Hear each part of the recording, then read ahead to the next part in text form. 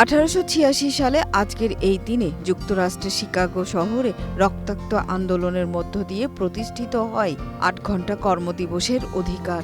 সেই ধারাবাহিকতায় আজও বিশ্বজুড়ে পালিত হচ্ছে আন্তর্জাতিক শ্রমিক দিবস।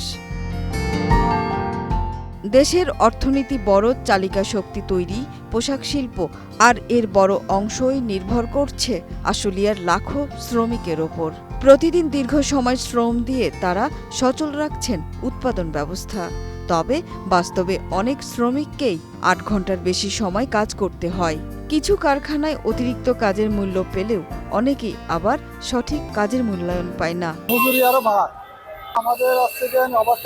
শুক্রবার খাটায় যে ছুটি দেয়, এটা আমাদের ফ্যাক্টরি না। এখানে বাইরে ফ্যাক্টরি আপনার ওভারটাইম করেও 20,000 টাকা স্যালারি পায় না। বেতনটা আমাদের যে অনুযায়ী আছে এর থেকে আরেকটু বেশি হলে হয়তো ভালো হয়। অন্য পেশায় দৈনিক হাজিরায় কাজ করা অনেক শ্রমিকের জীবনেই এই মে দিবসের কোনো তাৎপর্য নেই।